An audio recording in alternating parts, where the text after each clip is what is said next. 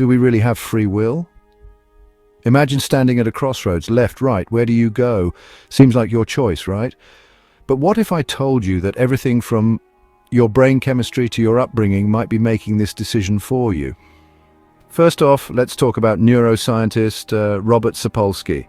He argues that free will is just an illusion. According to him, everything, how your neurons fire, your genetics, your environment, plays a part in dictating your choices. It's like being a puppet on strings you can't even see.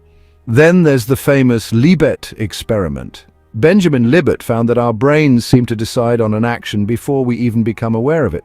If our brain is setting things into motion without our conscious input, where does that leave free will? But hold on. Not everyone's ready to throw free will out the window. Some philosophers suggest what's called second-order willing.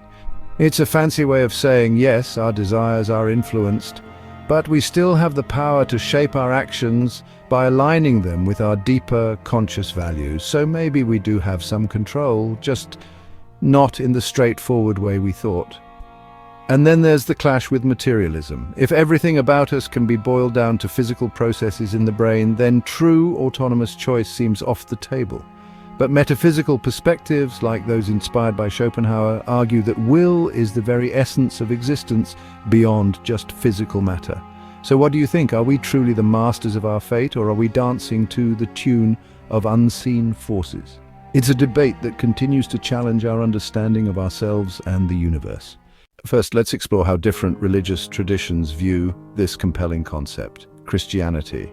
In Christianity, the debate on free will is multifaceted. Some Christians adhere to determinism, believing that humans have no free will. According to this view, everything is ultimately determined by God's sovereign choices. In other words, God's will overrides human agency. This perspective aligns with Christian theism, emphasizing God's absolute control over all events and outcomes. On the flip side, many Christians affirm the existence of free will. They believe that God granted humans the ability to make choices independently. This gift of free will allows us to decide between good and evil, right and wrong. The concept of free will is closely tied to moral responsibility. Humans are accountable for their actions, and their choices have consequences. Ecumenical disagreements arise due to its multifaceted nature. Free will remains a divisive topic among Christian churches, denominations, and theological schools of thought. Doctrines related to sin, grace, and predestination are significantly influenced by assumptions about the will. These topics continue to spark ecumenical disagreements even today. Islam.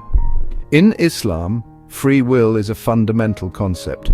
Humans have the capacity to choose between good and evil, and their actions have consequences. While God's knowledge encompasses all things, including our choices, humans are still responsible for their decisions. Islam emphasizes personal accountability and the importance of righteous deeds. Judaism, Jewish thought, acknowledges free will as a central aspect of human existence. The Torah teaches that humans have the ability to choose their paths, and their choices impact their relationship with God. Jewish ethics emphasize making morally sound decisions and following God's commandments.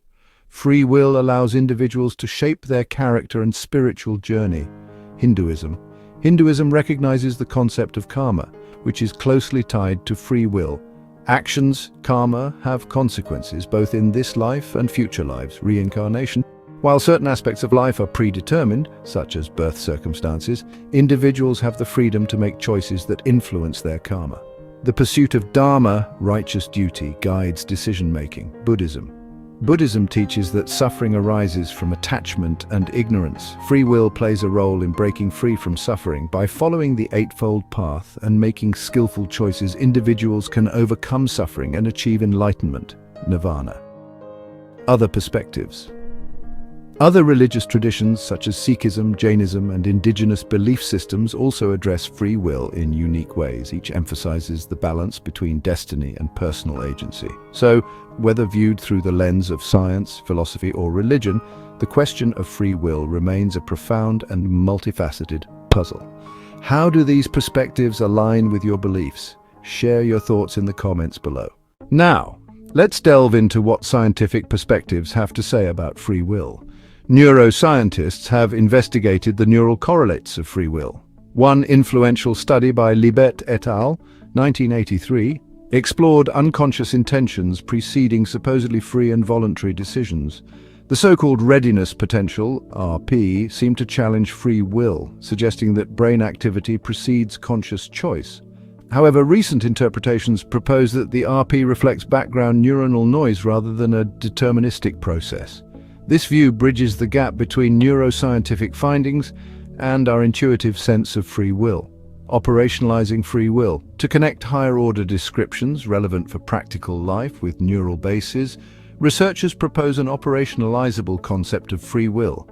This approach starts with the idea of capacity, the availability of a repertoire of general skills that can be used without moment-to-moment conscious control.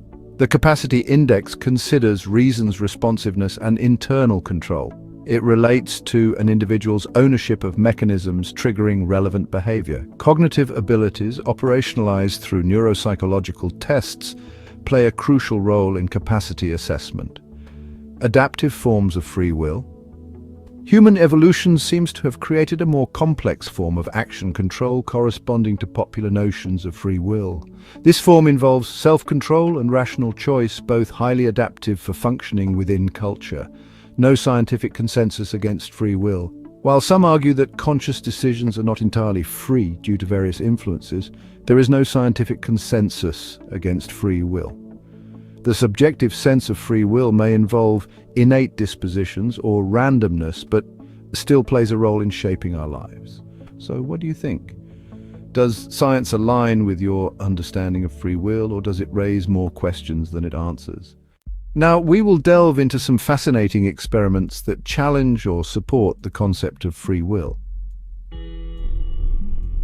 Libet's experiments. Neurobiologist Benjamin Libet conducted influential experiments in the 1970s and 1980s.